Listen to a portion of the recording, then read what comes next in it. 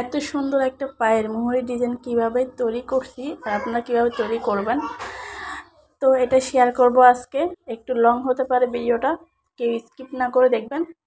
তো চলেন আমি কিভাবে সেলাই করছি সেটা দেখাচ্ছি। প্রথমে আমি আধা ইঞ্চি করে, যেভাবে আমরা বর্ডার সেলাই করি, মানে প্লাজোতে, এটা তো প্লাজো প্যান্ট হবে, তো একটু চিকন 1 ইঞ্চি পরিমাণে আমি মানে বর্ডারটা সেলাই করতেছি।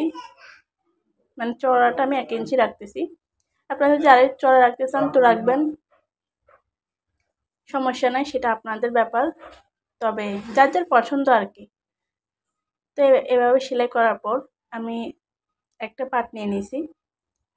এখানে আমি একটা ওই যে ডিজাইনটা করব সেটারই এক দাগ দিব। আপনারা দেখেন আমার হাতের দিকে লক্ষ্য করে 1.5 ইঞ্চি করে, 1.5 ইঞ্চি পরপর এভাবে আমি দাগ দিয়ে দিচ্ছি। দাগ দিয়ে দিলে ভালো, তাহলে কোথাও ছোট, কোথাও বড়, কোথাও কম, কোথাও বেশি এটা হবে না, ঠিক আছে?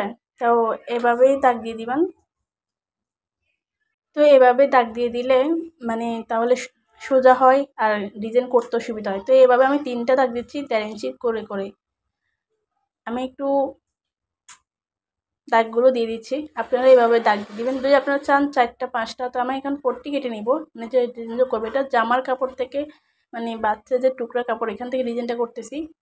তো আমার যতটুকু লাগবে, এটা চিকন করলে হবে, 1 ইঞ্চিও লাগবে না এরকম কাপড়, চড়া 1 ইঞ্চিও লাগবে না। তো এরকম করে কাপড় নিয়ে নেবেন যতটুকু লাগবে আপনার। আমি আমার যতটুকু লাগে কয়েকটা টুকরা নিয়ে নিলাম। এখন আমি ডিজাইনে চলে যাচ্ছি। এটা সোজা পাটে যেহেতু আমি দাগ দিয়েছি, এবং কি যেটা পাইপিনের কাপড়টা কিন্তু সোজাই রাখতে হবে 1 সুতা পরিমাণ।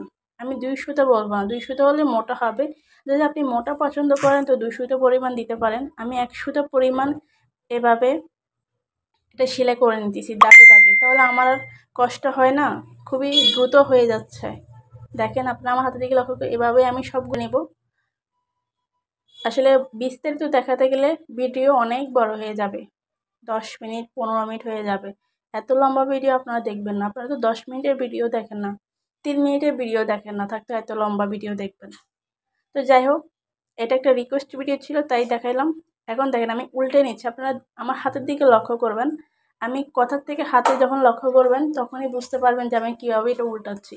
এবার উল্টিয়ে এটা ডিজাইনটা সেলাই করে নেবেন। খুবই সুন্দর এই ডিজাইনটা, তাই না? তো আমি এভাবে সবগুলো উল্টে নিচ্ছি, চিকন করে ঘা ঘেঁষে ঘেঁষে সেলাই করবেন। তো এই তো এই ডিজাইনটা কেমন হয়েছে অবশ্যই কমেন্টে বলবেন, ভালো লাগলে শেয়ার করে দিবেন। আর খুবই সুন্দর ডিজাইনটা, তাই না? আল্লাহ হাফেজ।